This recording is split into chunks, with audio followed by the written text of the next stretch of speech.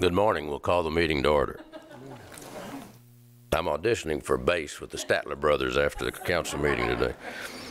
I'd like to call on Pastor Claude Axel, Mount Pilgrim Baptist Church, to give us the invocation, and Pat Eldridge, Police Management Service Director, to lead us in the Pledge of Allegiance. Mayor, let me ask you, is this a time-limited prayer? And if not, I'll just keep going, and you just... She's got the buzzer over here. Got you, okay. Shall we pray? Eternal God, our great Heavenly Father, we are so grateful and so thankful for this year and all that has been accomplished and achieved through our city council, starting with our mayor.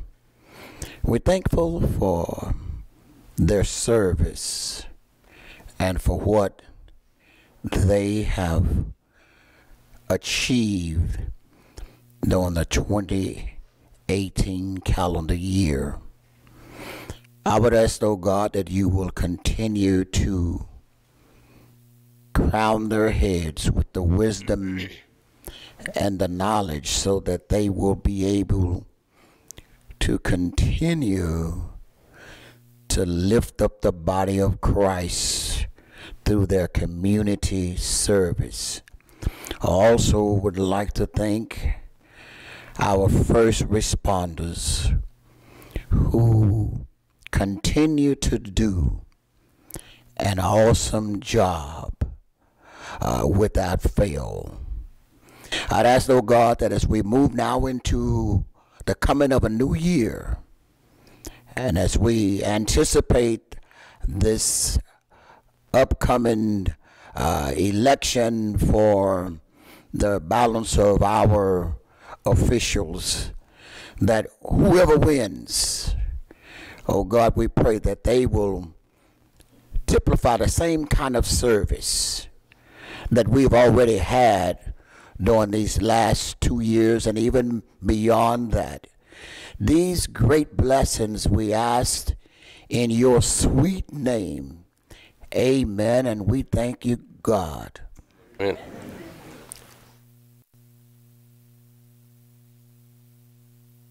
Please join me in the Pledge of Allegiance. I pledge allegiance to the flag of the United States of America and to the republic for which it stands, one nation under God, indivisible, with liberty and justice for all. Okay, well, thank you very much. Ms. Huerta, would you call the roll, please? Mayor Joe McComb. Here. Council members Rudy Garza. Here. Paulette Guajardo. Present. Michael Hunter. Here. Debbie Lindsay Opal. Here. Ben Molina. Present. Everett Roy. Present. And Mr. Smith will be with us shortly. Interim City Manager Keith Selman. Here. City Attorney Miles Risley. Here. Mayor and Council, a quorum of the Council and the required charter officers are present to conduct the meeting. I'm sorry. For those of you that aren't in the loop of fast-breaking news, Chief Rocha now is known as Mother Ginger. So understand he brought the house down the other night in the Nutcracker, so we're glad you're here. Where did Claude ask go? Pastor Axel mentioned about him being a long prayer. I told this story the other day because our preacher was getting a little long-winded. When I was a child, the pastor we had at our church, we went through all of the things at the beginning, and then before we went into the sermon, he had his pastoral prayer. And he could pray. And we had to stand for the prayer. So as I was standing there by my mother, the preacher started praying. She told me this story later in my life. She said at some point I reached up and grabbed her dress and started pulling, and she thought I was having a problem. And she said she leaned down and said, "Shh, he's praying." I said, "No, he's quit praying and gone to preaching." So he could pray some long prayers. But we've got a special presentation today, and I'd like to call on Debbie Lindsay Opal. This is Debbie Day. So if you'd come forward with your recognition and proclamation and whatever else we need to do. All right. Well, I would like to invite Ms. Debbie Noble to join us here front and center. Many of you may know Debbie Noble. If you've been to an event in Corpus Christi, you've probably seen her behind the lens of a camera at some point along the way.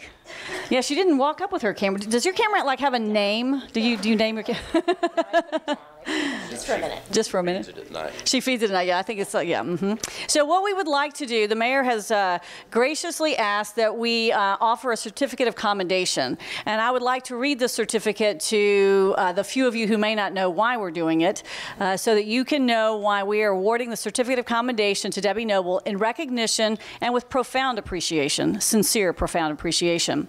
Debbie Noble, originally from Cape Elizabeth, Maine, found her way to Corpus Christi in 2007 when her husband, Captain Bob Paulison, was assigned commanding officer, Coast Guard Air Station Corpus Christi.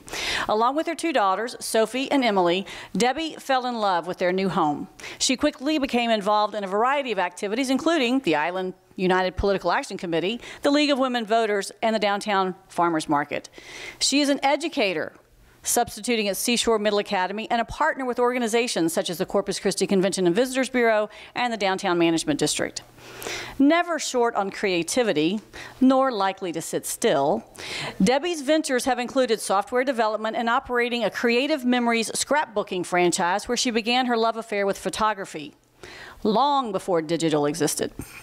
Always one to view the world through the bright side, Debbie realized that people who say there's nothing to do in Corpus Christi just didn't know. Through her dedication, photographic skills, and use of social media, she has effectively celebrated the culture, people, and events that put that myth to bed. Debbie's philosophy and photographic passion is not to create the moment, it is to find the moment. After millions of pictures and countless hours at Island Joe's, selecting and sharing only the very best, Debbie Noble has earned our appreciation and respect. There is no list of all the community events she has photographed. She knows things are happening, and she just wants to be a part in celebrating Corpus Christi and the Coastal Bend. Debbie has photographed parades, festivals, home tours, community celebrations, and a few discreet self-reflections. We thank Debbie Noble for her talent in capturing the best in our community and honor her for being Corpus Christi's visual storyteller, sharing the positive and fun activities in our great city. Would you like to apply your bass voice to the... Yeah.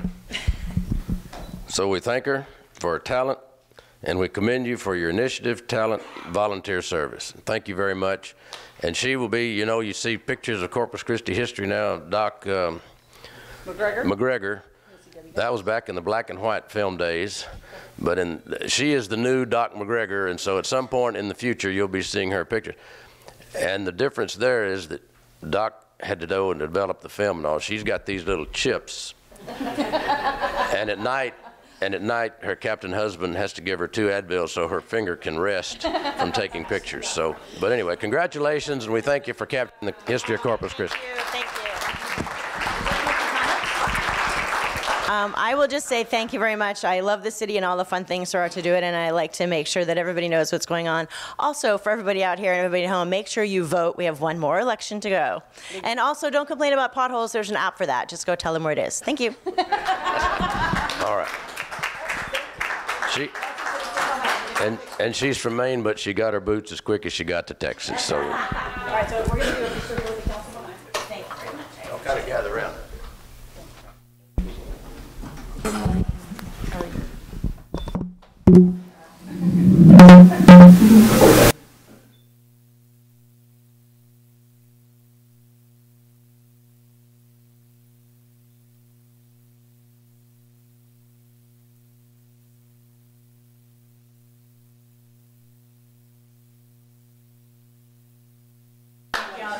Thanks for all your hard work, dude.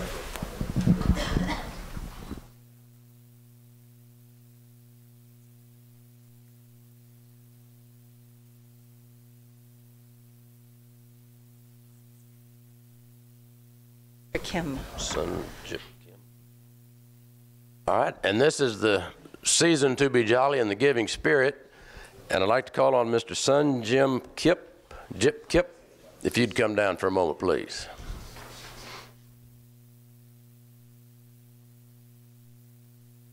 I want everybody to pay very close attention to this. This man is demonstrating what many more should do. Come ahead.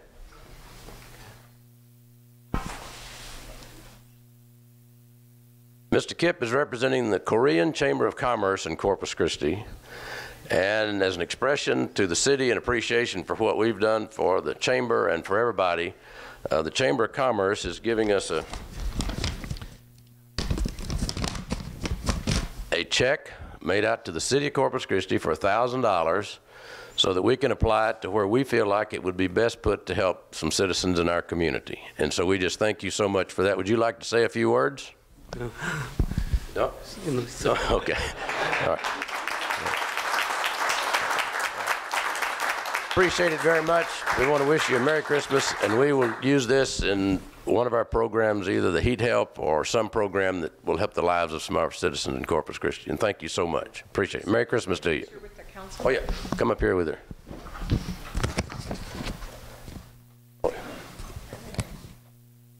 Yeah, Debbie, could you take a picture or two here of this? All right.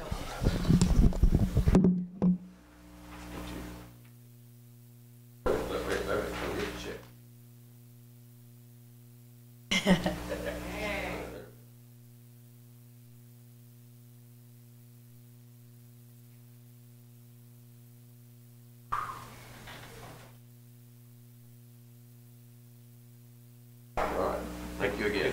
Thank you so much, sir. Good job, Mayor. And just a note, anyone else in the community that would like to follow suit, we have meetings 3 times a month, and this is always an opportunity.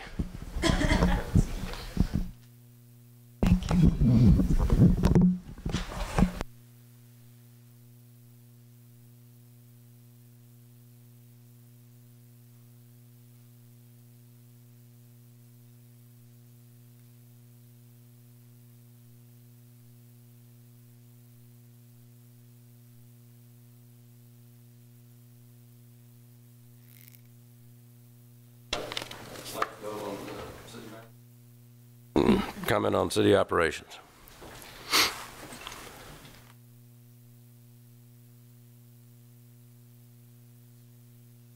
Here, I'll make these brief. I do believe you wanted to pull up item 24 before the public comment, if we can get there. Very quick update. One of the things that we have gone out on, the council is aware of, and gave staff directions to go out on the alternative water supply, looking to diversify our water resources. We have received 10 responses to that RFI, and they include groundwater, reuse, and desal. So it includes the whole gauntlet of the potentiality for diversifying our portfolio of water. Also, it was mentioned earlier, but I want to mention it again. We do have early elections. Early elections are, one of the polling places is here in City Hall through Friday. I want the public to be aware of that. Also, we have our utilities department is working with our FOG prevention outreach, fats, oils, and grease. This is something that happens this time of year. People tend to put bad things down their drain, and this is in an effort to educate the public on the impact of that. And we have partnered with HEB, and on Saturday, December 15th, from 10 to 1, we will be having presentations at HEB stores, and grease containers will be given away at Saratoga, Port Avenue, and the HEB out on the bluff. The UDC is undergoing an update, and we're having a public meeting on the Unified Development Code. This is again something that has been brought to the fore and discussions here at the City Council many times. This Thursday, December 13th, at 5 p.m., we'll have an open forum to the public to receive comment on the Unified Development Code. Also, and the council received this invitation, I want to remind the council of the State of Housing Affordability in Corpus Christi. This is going to be presented again this Thursday here in these chambers from 10 to 11:30 by the Texas A&M Real Estate Center. Mayor, that concludes my report. We do have the utilities report as well. Or I don't know if you want to pull up 24 before Pete comes up to present. Right, okay. Come on up but let's do this 24. It shouldn't take long. I've had a request on item 24. It's the resolution proposed by the EDC on Trafigura. Ian, if you're here, if you'll come up and give us a quick rundown of this. He's got some schedule issues that he needs to address, and we're going to try to accommodate his schedule. Thank you, Mayor, Council members. For the record, Ian Vasey with the Corpus Christi Regional Economic Development Corporation.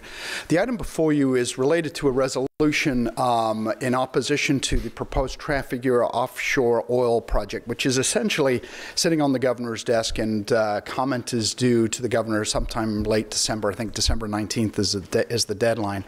The EDC has passed a resolution against this. This morning at the Port Commission, they passed a unanimous resolution in opposition to this project as well.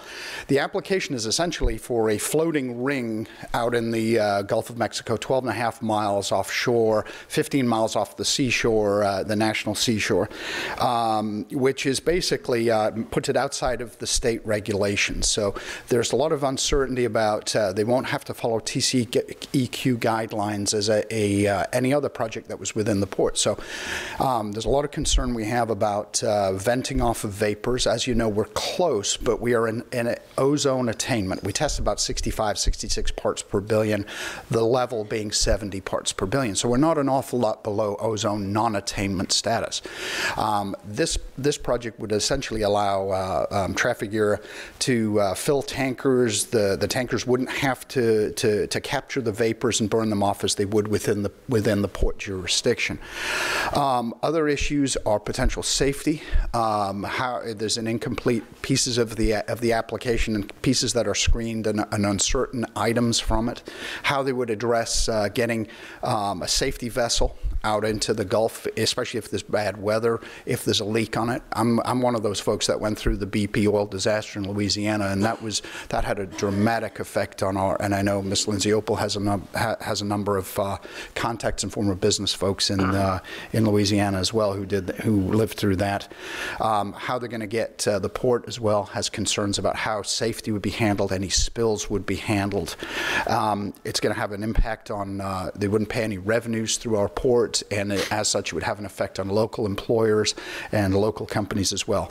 Now, that said, the application itself is somewhat incomplete, but the governor's office is asking for comments and is required to do comments before Christmas, essentially. So we're putting this before the council for consideration because we have severe concerns about this, and this is usually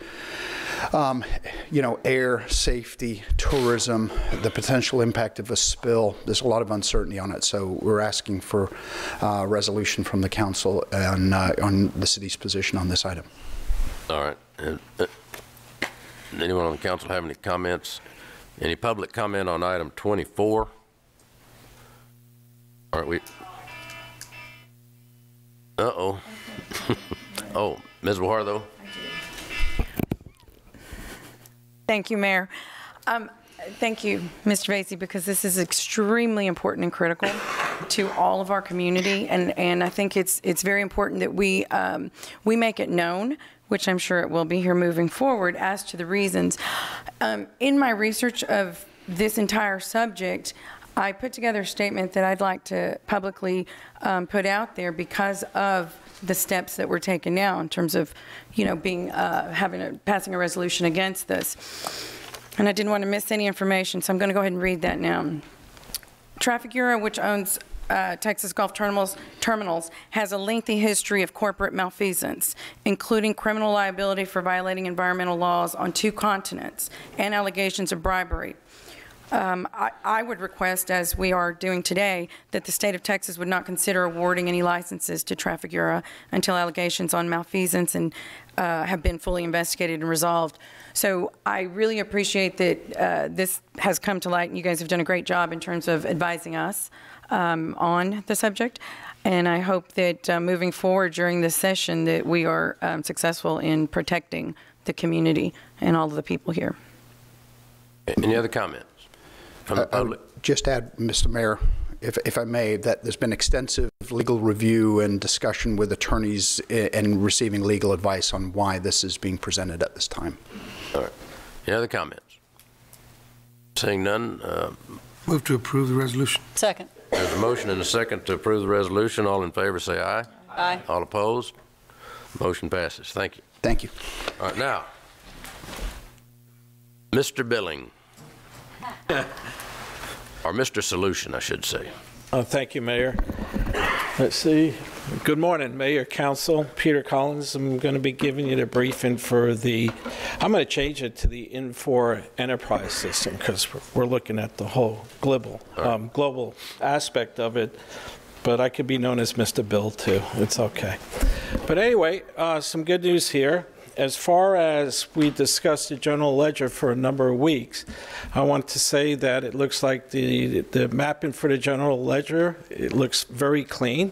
And then I talked about cash reconciliation. We were able to reconcile cash from December 17th through the rest of the fiscal year of 2018, for the fiscal year of 2018. So that was a lot of work.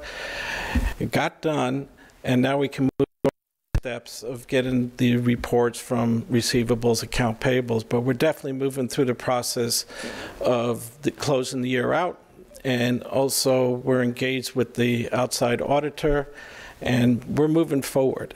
So there's still a lot of work to be done, but it looks very strong. And I can commend the staff, as you know, the chief accountant, Martha, Adrian, and JC did actually fantastic work here, along with M4. It was a team effort, and that's what we needed. So with that said, I will continue to brief you on where we're at, but we're far better off than we were about 4 weeks ago. So that's good news. As far as with audit, we're going to go ahead on the chief accountant. Martha and I will meet with the outside auditor to discuss some of the methodology behind the missed bills. We had the first report, which was they never received the bill. I want to let you know that we actually billed all those. They're out, so that's completed. The second one is obviously the sporadic billing, where they got a bill and then they didn't, and then they got one. So that's working aggressively on, but we're targeting to February to do those because it's specialized software that we have to test. Same thing with report number 3 is consolidated. If you missed a bill and a bill, then you got one, it was just all consolidated, then we need to correct that. But the good news on that, there's solutions to it. We identify it, we're moving forward, so I feel we're in pretty good shape with that. We had another gas rate change for November, and it was a non-event, and that's what we want. What you're seeing is repeatable processes put in place that will prevent other issues that may arise with rate changes. Before, it was quite a struggle, and now it's going very seamlessly. And that's the congratulations of the utility billing staff that we've developed processes, checklists, and they're testing, so it's working out very well. As far as we're moving forward with the issues with the general ledger that's been being corrected, we have to fix the transactions that are inaccurate that occur from all our pay points, PayPal, IVR, the cashiers. And we're going to be able to address those. We have a team on it, and we're monitoring those transactions. And the hard part, they're sporadic. They don't happen all the time. But we're going to be able to address those and solve those. And then once we do that, we actually, I would say, a really strong internal financial system. If we don't fix it, we're just creating another issue for cash reconciliation, which we don't want to do that anymore. And then the portal, as far as the developers, from CDR, we're working on the user interface. It's being tested, and then there's another team that's addressing that, and we're doing a very thorough testing. What's nice about it, I told you last time I called the developers that were using the portal or attempting to use the portal, they've actually given me feedback now, which I wanted, of issues that they see and when they're trying to do certain things. So that's a plus. That's what we want. And then as far as we keep marching along here, you have to ask yourself what's out there to look at. And one of the issues is unauthorized usage. And what's nice is we've tested this, and this actually works very well, is that every month, if we're doing a cycle, we ask for all the accounts in N4 for cycle 1. And basically, we get all the inactives and active accounts on purpose. As it gets processed through, if there's meter usage on an inactive account, it gets flagged as unauthorized usage. And then it's properly addressed through the process and to be resolved. It gets verified, is it really or isn't it? We have approximately about 1,049 to go, and we'll be marching through those. And what I'm pointing out is it actually works very well for us. But then you have to say to yourself, what else could be a strong possibility here of what kind of condition could exist if they're not in N4? In other words, what happens if they actually were never set up in N4, or they didn't come over in HTE, or they weren't set up in the previous system, and you're missing an account, or there's no account? Well, under the process, you wouldn't catch it. If that person that may be using that water without authorization has never set up an account in N4, that process would not be found because obviously they don't have an account number. But the good news is as you look at STAR, which I've said before, that's really the master of the record, the beginning of the billing cycle. Well, we have all the premise codes for that, which means the unique identifier for every single MTU account that's out there, every one. So now what we're doing is we're going to ask the big question. We're going to take those premise codes, and now we're analyzing against N4.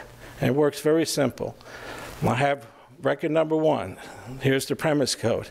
Does it exist in N4? And if it does, forget about it.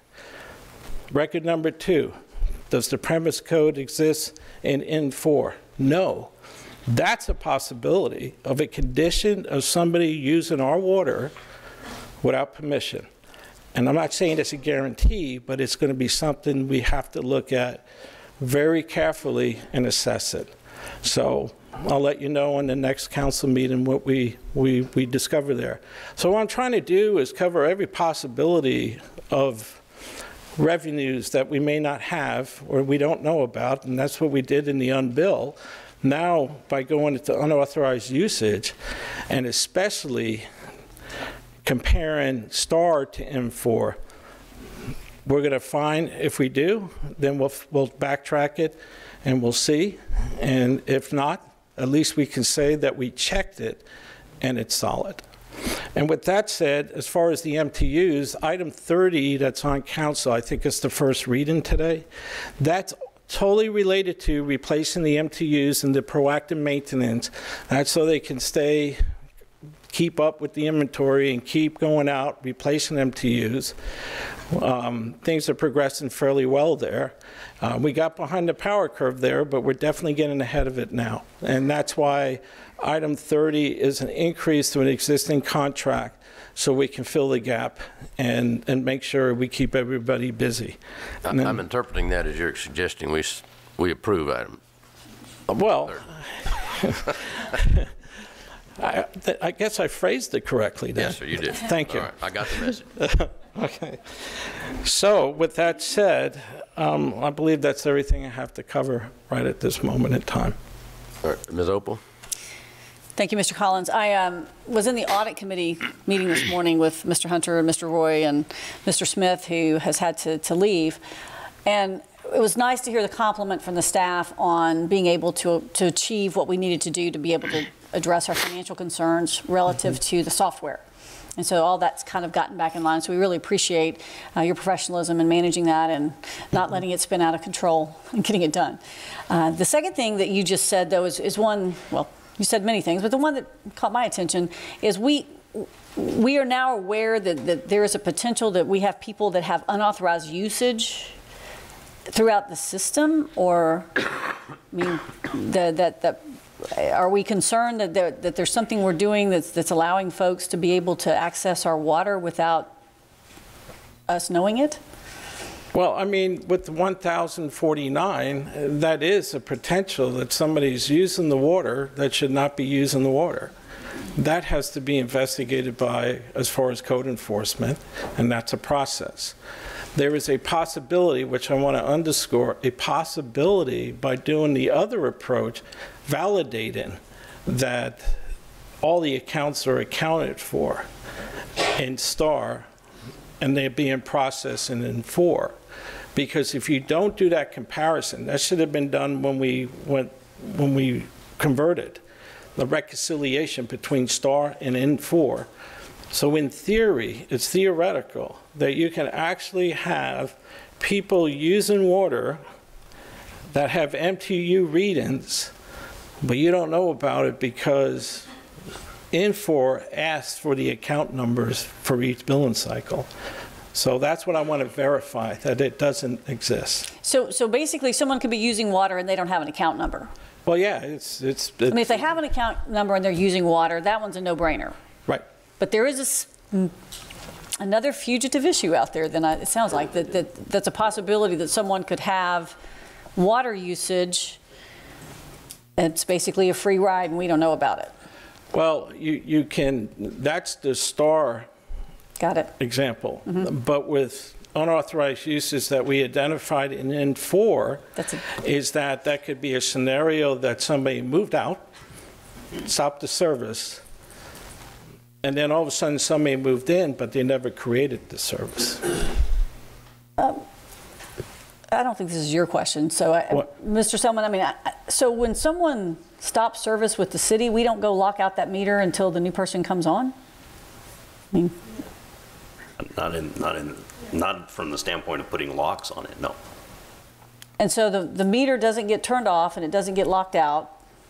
I won't be here at the next full discussion meeting, so I'm just going to suggest, council, that sounds like there's a question there, a process question that leaves us exposed in a way that we wouldn't know that it was going on. So that just does not seem to make sense to me that we have accounts. I know that in the electrical world, those meters have numbers and they're discrete ID numbers, and you're able to do that. But probably with us, we don't have that level of sophistication on these meters.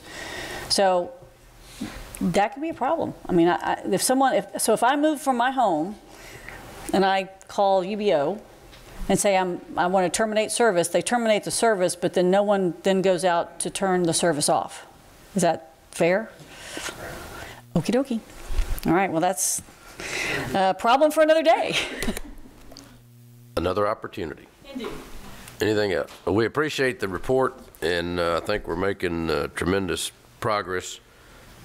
We've still got a ways to go, but we're honing in on it, and that's great. So thank you, and wish you and your family a Merry Christmas.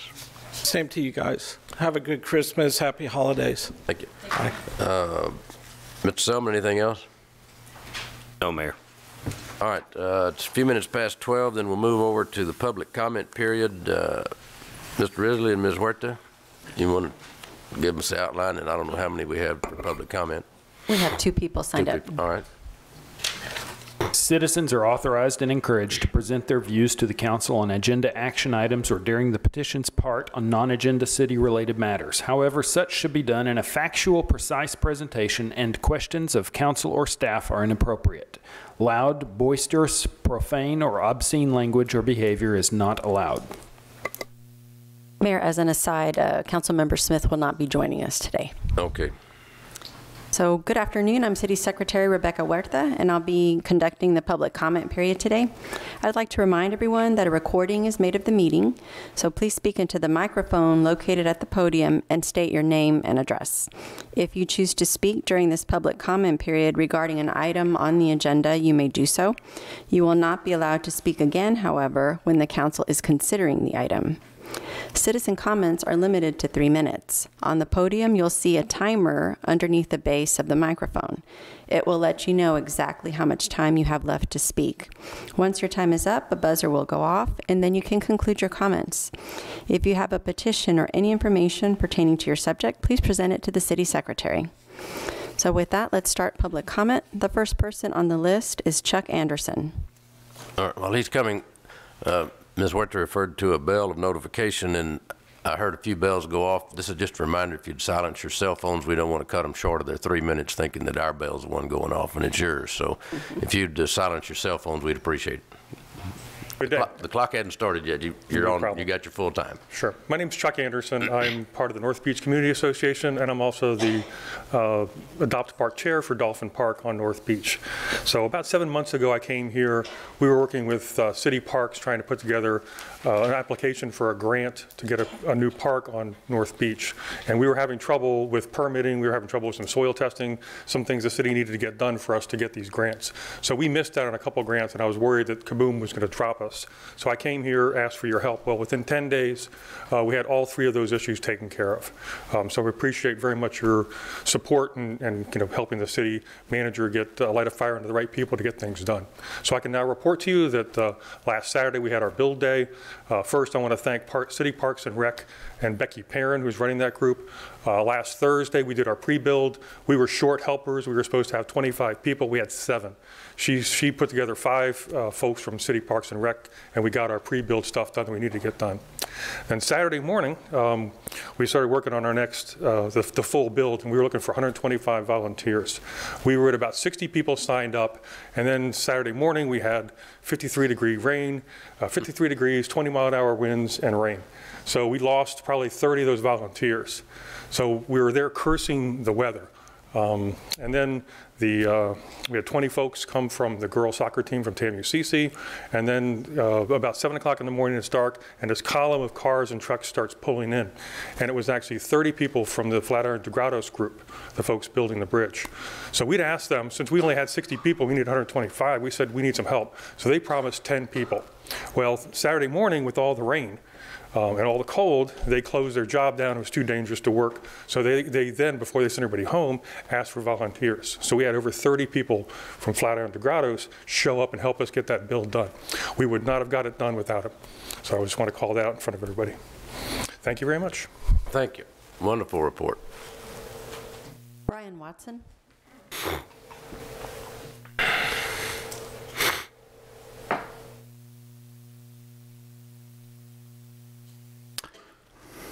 My name is Brian Watson. I live at 5813 Hugo.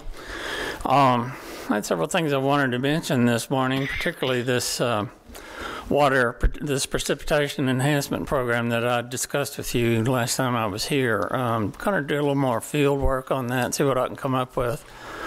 Communicate with my intellectual property attorney friend in Houston, see if he has any recommendations, and go ahead and start sharing some of that information with you after the first of the year. Also, I appreciate this concern for the environmental, the air quality in Corpus Christi. I have several photographs that are of no use to me because of the haze, and I'm going to have to sit down with Photoshop for a whole day to fix all that. So, but the most salient concern that I have this morning is this idea to rename the Naval Air Station after George H.W. Bush. I don't favor that. And I could recommend this book to start with. So I will read a quote from the jacket, and then I'll terminate. The George Bush agenda is completely inimical to an America founded on the twin beliefs that human beings get their rights from God and that the only legitimate purpose of government is to protect those rights. The hour is late, and the forces of tyranny are moving quickly toward their goal of a one-world socialist dictatorship. And assisting those forces is George Herbert Walker Bush, the 41st President of the United States. So I hope we can put a stop to that nonsense. Thank you. Thank you, sir. Okay, these are all the individuals who are signed up. Is there anyone else who'd like to speak who did not have an opportunity to sign up? Hello, Carrie Robertson-Meyer, 4401 Gulf Breeze Boulevard, North Beach. I was here, but the list wasn't up there. I would have signed up. I am here just to echo what Chuck said about the Dolphin Park Build Day, Kaboom Bill Day that happened. I wanted to thank Councilwoman Guajardo and Councilman Everett Roy for showing up during that event and helping us celebrate a kickoff and a ribbon cutting during those the morning and the afternoon. It was just a really great community event. I also wanted to thank Becky Perrin, who was there all day Saturday with her 3 grandkids in the cold, to make sure that, you know, to represent the city and make sure that things were kind of being put in the right place as far as Parks and Recreation go, because they will be maintaining that park. It is their land, even though it was a community partnership with a nonprofit that put the playground in. It is on parkland. So she's supportive of that. She's the 3rd park director that has been part of this Kaboom project because of the turnover. And she's the one that grabbed the reins and really made it happen. So thank you to Becky Perrin. And I really hope to be seeing her as the final director that you choose. I wanted to just say that a little bit more about the community businesses that helped, also Flatiron Regatas, the soccer team from A&M. It was just great. Today I just went by. The concrete is still curing for the playground, so it's still fenced off. The mulch has yet to be put in, but I think tomorrow or the next day it will be open to the public if anybody wants to bring their kids by. It is a state-of-the-art playground. And we believe that because of that, a lot more people are going to be coming up to that. We thank the Streets Department for improving Gulf Breeze Boulevard right there by the park. It really helped. We would also like to ask that the next step to improve this playground is to provide ADA access from the playground to the beach walk without having to go through a parking lot, which is how it is right now. So state HOT funds are available for North Beach, $200,000 every year, and those can be used. The city legal just reported to Water, Shore, and Beach Advisory Committee that state HOT funds could pay for boardwalks to make it safe for people to get from parking to the beach on North Beach, and I think that would be a fantastic use of the existing state HOT funds that are already allocated that you know, there's still going to be some left over in the budget right now this year. So hope to see that happen. Thank to all of you, and have a great meeting. Thank you. Anyone else who'd like to speak who's not signed up? Thank you very much for this opportunity to announce an event this Sunday. Ma'am, I'm sorry to interrupt. Could you state your name My and address, name is please? Evelyn Cooper. 14830 Highland Mist Drive, 78418. You're welcome. This Sunday night at 6:30 at St. John Baptist Church, we celebrate our 5th annual Corpus Christi Christmas. A Corpus Christi Christmas is a citywide, well, actually the whole coastal Bend area, because we have singers from Kingsville, from Robstown, and from Mathis as well. But it's a gospel musical. And our guest artist this year is national recording artist Chester D.T. Baldwin. It's a gospel musical Christmas theme. And we invite each of you to come and join in with us. If you haven't seen a gospel Christmas musical, you don't want to miss it. Debbie has been there before. And so please come. It's at 6:30 on Sunday afternoon at St. John Baptist Church. We're located at 5445 Greenwood Drive. 5445 Greenwood. That's right kind of behind the Walmart right there at Greenwood, if you don't know where it is. So we look forward to y'all joining us on Sunday night. Thank you. Thank you. Is there anyone else who'd like to speak? Okay, seeing none, we'll go ahead and close the public comment period. Thank you. All right. Thank you all for coming. Next item on the agenda would be the approval of the minutes of the December 4th meeting. I have an other real quickly. Okay. So one of the things that has happened over the last couple of years is Corpus Christi has really continued to advance and grow. And I think you might have been out there this morning, but I just have to say, we are so fortunate now to have our very own Cane's Chicken to be here in Corpus Christi, and I had a special delivery. So we want to welcome all the new businesses who come into our community, and we're really pleased that we continue to see people want to be a part of our community, and I just thought that was a little something for our swagger factor here in Corpus Christi. All right. All right, now I'll entertain a motion for the approval of the minutes. Mayor, just one thing on the minutes. I wanted to let you know, on the last page of the minutes, page 24, there's item 53. It's a resolution regarding the North Beach. The totals that are on there, I don't know if you remember, if you all recall, but that's where staff provided a memo with revised totals. So the council didn't formally make a motion to amend them. So really, that item right now, it's showing the revised amounts, and technically it should still remain with the amounts that were there prior. So the amount should be 3.675 million, 4 million, and then 2.1 million. So they're just listed. They're listed as if they were amended, and they weren't. That was planned for when they were brought to council the following week. Can we make a motion to amend? Yes, please. Just if you can just make a motion to amend with that, amend the minutes. Thank you. Right, there's a motion and a second to amend the minutes to reflect the numbers that Ms. Huerta just gave. Yes, sir. That's right. All right. All in favor, say aye. Aye. All opposed? Okay, now I'll entertain a motion to approve the minutes. So moved. Second. There's a motion and a second. Any discussion? No. Corrections, deletions, additions, modifications? Seeing none, all in favor say aye. Aye. All opposed? We have no board and committee appointments. Is that correct? All right, we'll go to consent agenda item, and that consent agenda is items 3 through 23. Mayor, we'd like to pull item 8. All right, manager's recommending Pull them off the agenda. Pulling item. No action on 8.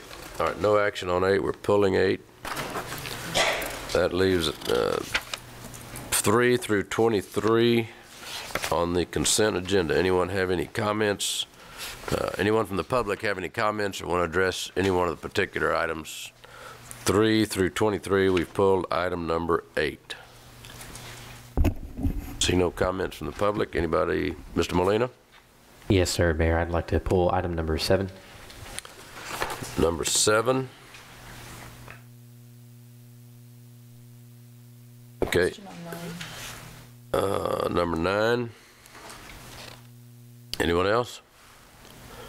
All right, I'll entertain a motion on the consent agenda, items 3 through 23, with the exception of 7, 8, and 9. Second. All right, there's a motion and a second. Any discussion? All in favor say aye. Aye. All opposed? All right, item number 7. Just a quick question. This is to approve a service agreement to continue operating the HB and Alcruz Tennis Center through the end of January. Is that correct? Correct. Through February 28th? Through February 28th. Okay. Okay. So it's just a temporary agreement until a more substantial firm agreement has been set for a longer period. Correct. The RFP. Okay. Okay. That's it. I just need some clarification. Thank you. Okay. Move to approve. Motion and second. Anybody have any comments on item 7?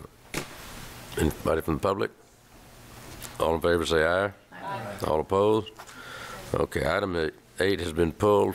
Mayor, I'm sorry. Was there a second to Rudy's motion? Second. Thank you. Okay. I thought there was. Maybe that was a cell phone going off. I don't know. But could be. Okay. Item number 9. Ms. Warthoe? Well, I pulled. I mean, I didn't mean to pull 9. I meant to pull. I don't know if it's too late. I meant to pull. Where is it? 12 is what I had a question on, but we already voted on those. I mean, well, if you want to talk about it, you make a motion to reconsider. All right, motion to reconsider then. Second. Which item? 12. Item 12. Item 12, okay. I'm sorry. All right, a motion to reconsider item 12 for discussion. All in favor say aye. Aye. All opposed? All right. Thank you. Ms. Baker, I just had a quick question. So on your bid sheet here, it doesn't show whether any of these are local, and I'm wondering if any of these companies are local. And also, Yes. do we use our, I guess it's a resolution we may have for local businesses? I forget what it's called. The Hire Corpus First? Yes. That one? So I apologize. We do normally include the cities that the companies are from. Why we didn't on this one, I don't know. I think it was just an oversight. But yes, we did have, looks like 4 companies that do have offices in Corpus Christi. 2 of those, they're headquartered outside of Corpus Christi, but they do have local offices. The one that we are recommending awarding to is from San Antonio. The second lowest was from Fort Worth. We'd have to go to the third lowest to get one, excuse me, that is from Corpus Christi, that A+ janitorial. So we'd have to go up two bidders to get there. So it would exceed the local preference threshold. And can you remind us of what the local preference is exactly? Well, it's kind of complicated. But the one for services really is very limited, and it does require that we show an economic advantage to the city in order to be able to do that. And I believe the one for services, Miles, is it 5? I'm just trying to remember off the top of my head if that one's 5 or 3. I hate to say it unless I'm opening up the statute and looking Yeah, at it. well, that's fine. And maybe you can just I would like to point out it's a maximum of the 3% and the 5%. But first, what has to be shown is an economic advantage to offering it to the local bidder. Okay. And I can do some examples if you want to hear the greater complexity of it. And it is 5, but what also makes it complicated is the regs are a little vague, and they talk about services being limited to construction services. Right. So since this is a service and it's not construction, we typically do not apply it. Okay. Okay? Thank you. All right, entertain a motion then on item number 9. And item number 12. Mayor. Item number 12. 12, right. 9 and 12. Yeah, so what was pulled from consent was 7, 8, and 12. That was the intent. Right. All right, but we haven't voted on 9 because it was pulled when we took the vote for the whole thing. That's true. Move to approve. Motion for 9 and 12. There you go. All right, Move to approve. Motion and a second. All in favor, say aye. Aye. All opposed? Okay, we'll get over here to, we've already done 24.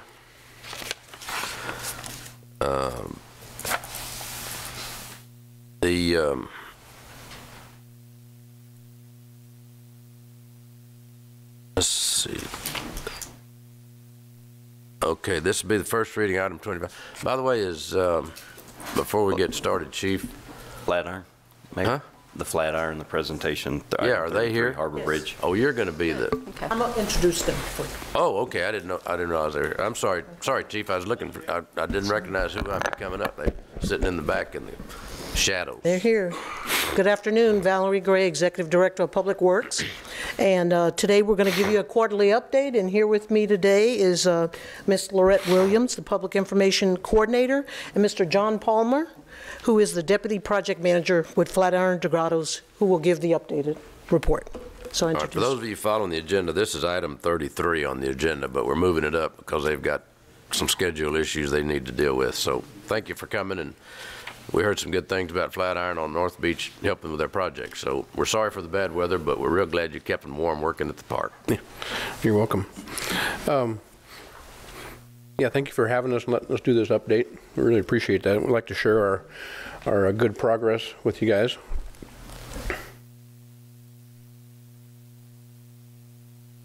Where's the up and down? Or here's the... Okay. Here you go. So this is just showing a general overview of the project areas. I think we've covered this before. We've got the North Roadworks area, the North Approach, the Cable Stay Bridge itself over the channel, the South Approach, and then the Roadworks, which is all the area by the South Roadworks, which is the Highway 37, 286 area. Here's a picture of the North Approach area. You can see the gantry crane erected now. In that area, we've driven over 690 precast piles in the footings out of 29 footings that we've completed so far. And there's also a 72 column lifts that have been poured out of 14 columns that are poured now in that area.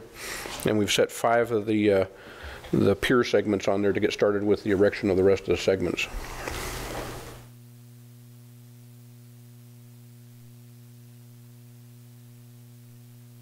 And here's a video of the gantry crane. This gantry crane weighs 1,400 tons and spans 540 feet. And the crane will pick up 17 precast box girder segments at a time of a total of 1,700 tons. So when it lifts those up in the air and gets them where they're in place where they're at, they'll be epoxied and post-tension cables will be put through them, and when they're all connected together, ready to go, that's when the crane will release them, and then it'll advance to the next section and do that. So we'll go up, the northbound lanes and then up the southbound lanes, and then it'll just be mantled and taken around to the south approach, and we've done the same thing over there.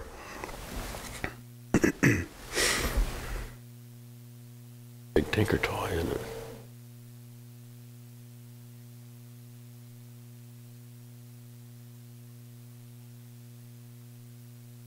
As you can see too, it's starting to get a lot of attention now that things are starting to go vertical and that big crane is in the air. Everybody wants to know, everybody's anxious, even including myself, to see it actually start hanging all those precast segments. We've done the testing on it where we lifted one up 2 times its capacity to do the test on it, so we're getting ready to go now.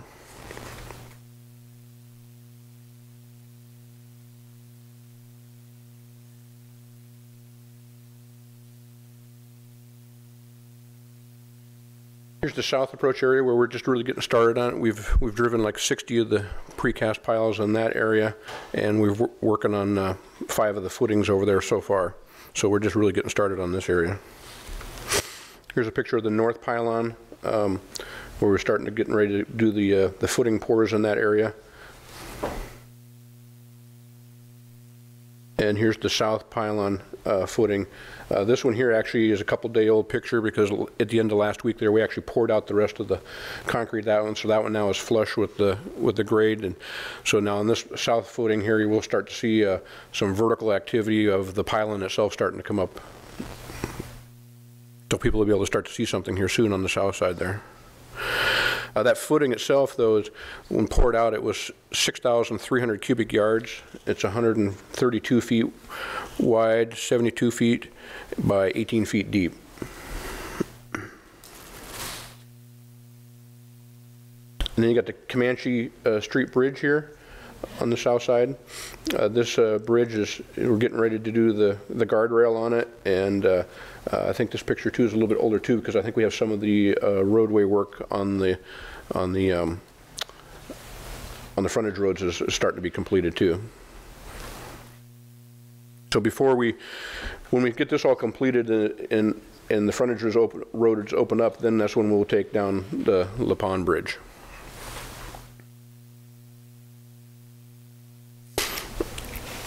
There's a picture of the Staples Bridge, or where the Staples Bridge used to be at anyways. Here we've got all the columns are done, and we've got we've got both abutments done, and one of the pier caps is poured out, and we're working on the middle pier cap right now.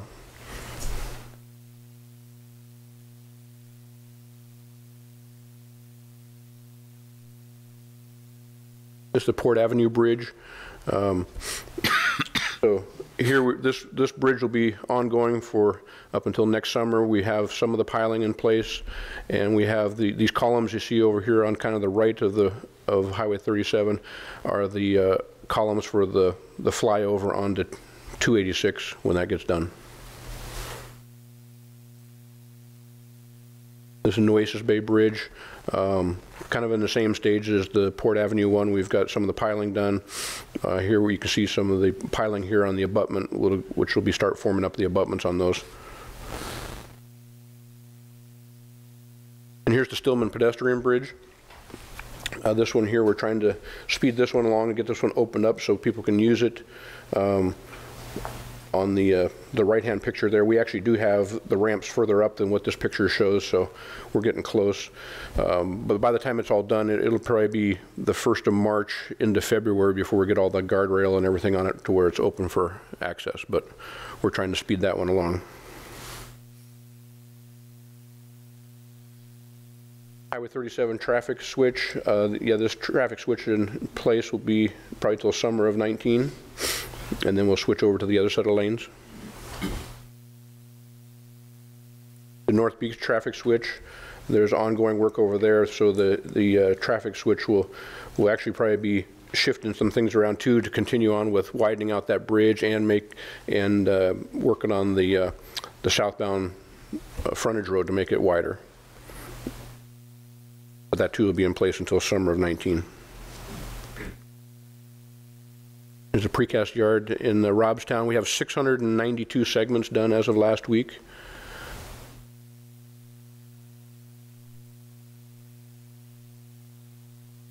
I think that's all we had for the slides there. Did you want to say anything about the public? Okay. So yeah, here's our website. We did update it recently to a little bit newer format, a little bit easier to read. We've got the maps on there too of what the traffic's going to look like and what the routes are going to look like going in the future.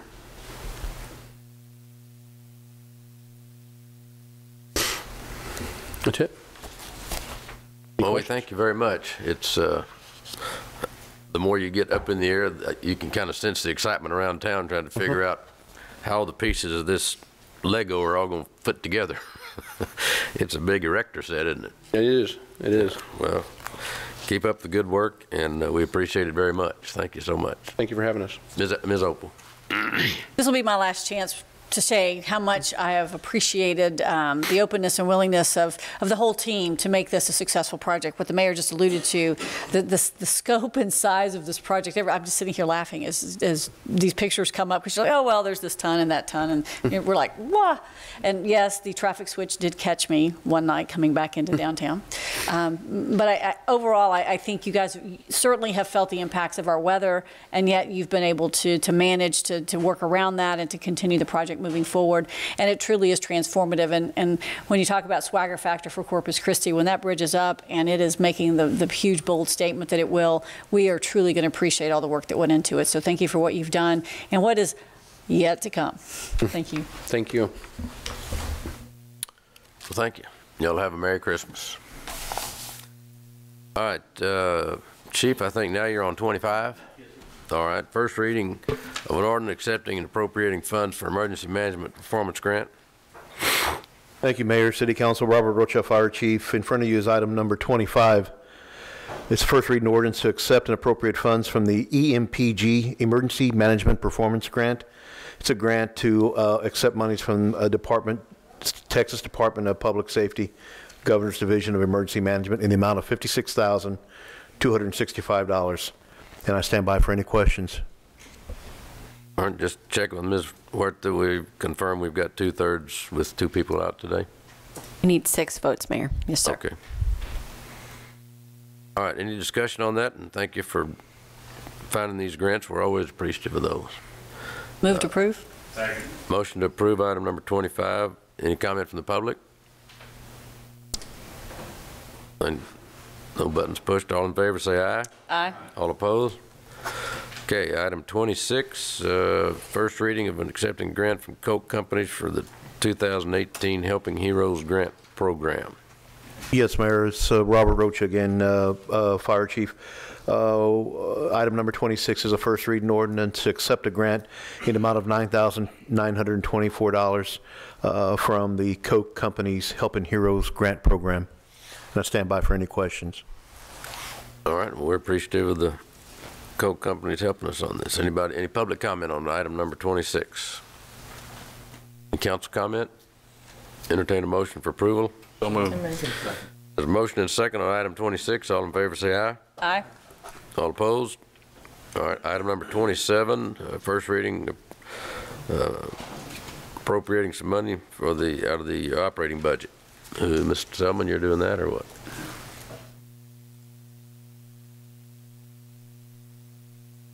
Nobody wants to appropriate the money? All right, well, we'll skip item 27. Well, Mayor, just a short presentation. This item has been before the TERS committee, which is made up here of the City Council, and answer any questions you may have. All right, anybody have appropriating $2 million? I thought somebody might have. Okay. Sorry about that, Mayor. Good morning, Arlene Medrano, Business Liaison. The item before you is a first reading ordinance appropriating $2,072,500 from the unreserved fund balance of the downtown TIF number 3 for approved incentive agreements. Since 2016, the board has approved various contracts, commitments, and projects. This budget amendment is requested in order to properly encumber funds already approved for commitment. The FY19 budgeted fund balance for the TIF number 3 will decrease from $3,204,470 to $1,031,970. I stand by for any questions. And this item was approved by the TERS board at the November meeting. All right. Is there a motion for approval on this? I think we did. So moved. Second. All right, there's a motion second for the public. The council also sits as the TERS, or at some of these meetings we've gotten pre-advance warning, I guess, of this coming. So if there's a question why we don't have much discussion, we've discussed it once, and this is a smart bunch, so we don't need to discuss it twice. All right, there's a motion and a second. Any comment from the public? All right, seeing none, all in favor say aye. Aye. All opposed? All right. Thank you. That's number 27. Future agenda items 28 through 32. Mayor, we had not identified one of these for presentation, although staff is standing by if the council has any questions. All right. There's no action on these. Mr. Collins referred to item number 30. We'll be seeing that for action at the next agenda. Okay. But no action on these. Anybody have any comments or questions from the public or the council on items 28 through 32?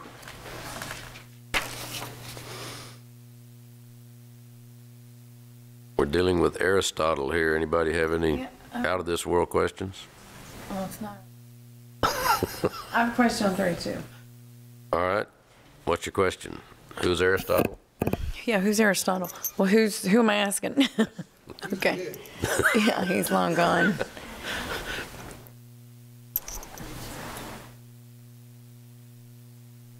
Staff's not used to us working this fast. I know.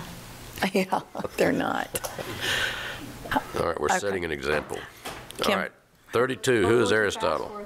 No, yeah. So I just had a question. So on 32, we're purchasing hardware, not just service. Well, I'm calling it hardware. I don't. What is it called? What are we buying?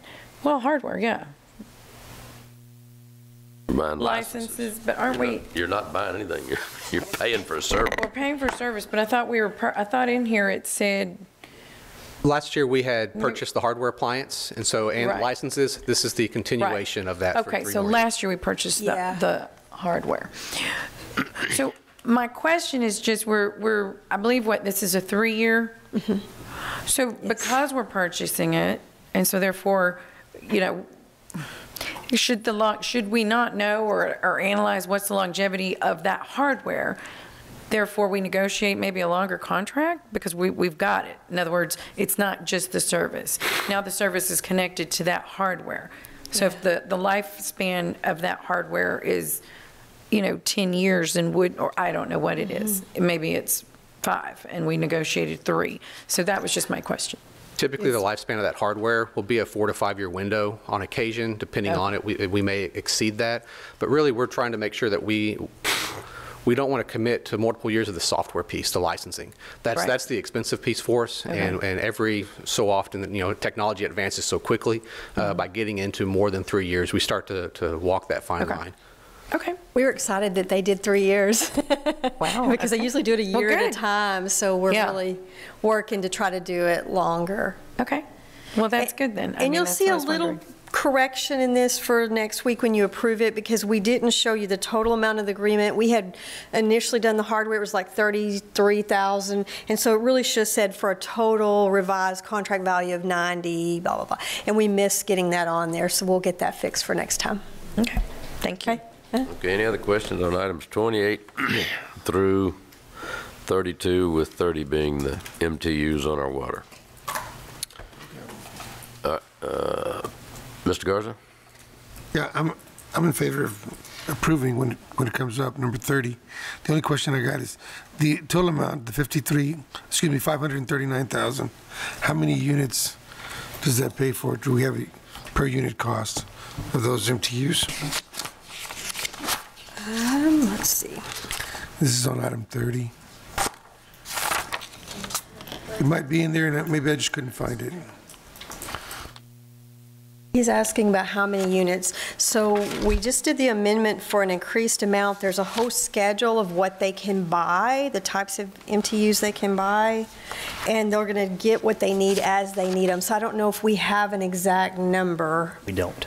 Because they range in value from like, well, they have even some assembly parts on here from $20 a unit all the way up to, I see the highest is 300 that's on the schedule now. Okay, so the purchase is for not just units, but also parts to repair units? Okay. Yes, sir. Yes. And this is just an open purchase order that we As just he draw? needs them. This is a blanket purchase order, Mhm. yes, sir. Okay. As he needs them, he'll pull them. Okay, thank you. That's good. We may just spend 150,000 as opposed to that. But this is Yes. okay. So not to exceed value. All right. No action taken on future agenda items, right? All right. Then we go to. We've had the briefing. I guess would be the executive session. Is that correct? Yes, sir, that's right. Okay. Let me get over here to make sure I say the right thing and don't get in trouble with the city secretary here on Christmas Eve.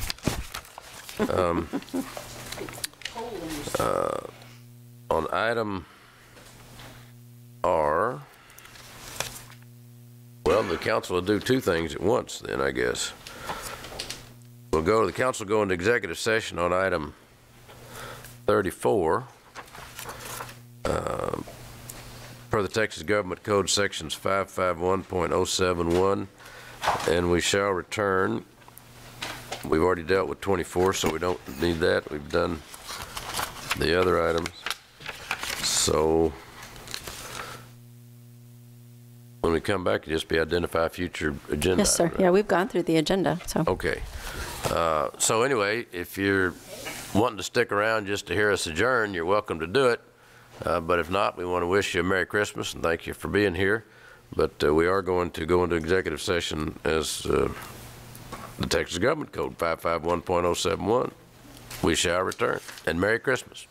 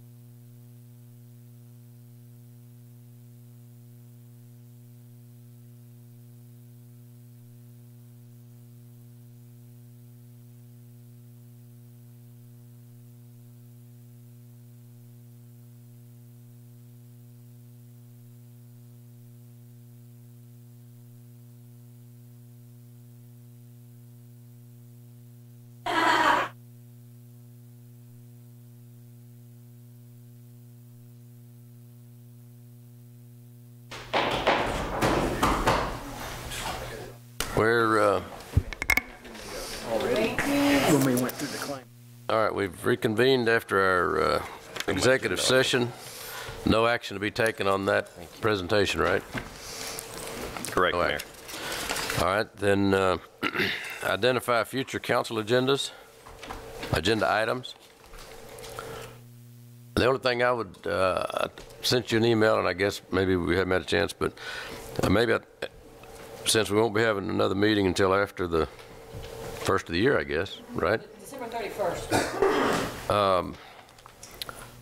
And I don't know with the holidays, but I'd really like to get an update on where we are on the Freeze and Nichols pursuit of our water stuff. We're going way too long between information, okay, as far as I'm concerned. Yes, sir. The failure to communicate we've got to improve on that. So we did get a memo, I think, in the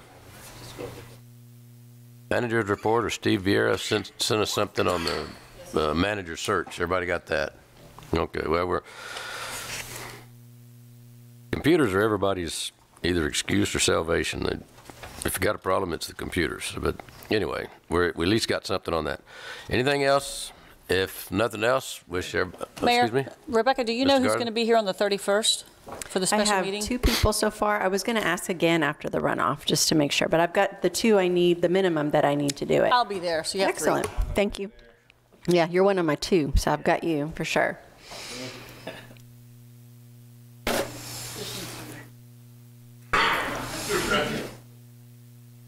All right, and Mr. Garza? Yeah. I was just wondering that coming into the new year, if maybe not January 8th, but the 15th, we might be able to get just an update of the bond projects. You know, we just want to know where we're at. I know that some projects are taking longer than I thought they would have taken, and then I'm not sure if we got started on the Yorktown project yet or not. And that's not, well, not Yorktown, but Rodfield and Yorktown. Yeah. And then, like I said, I drive back and forth across the old Robstown. That's been closed for a year and a half now, it seems like. So, thank you. We should be able to get you a briefing at the first meeting on next month. Any other future agenda items? Well, on behalf of the City Council, wish everybody a very Merry Christmas and a Happy New Year. Have safe trips. Maybe you'll see snow. Maybe you'll just see cool sunshine in South Texas. You never know. But anyway, Happy New Year and Merry Christmas.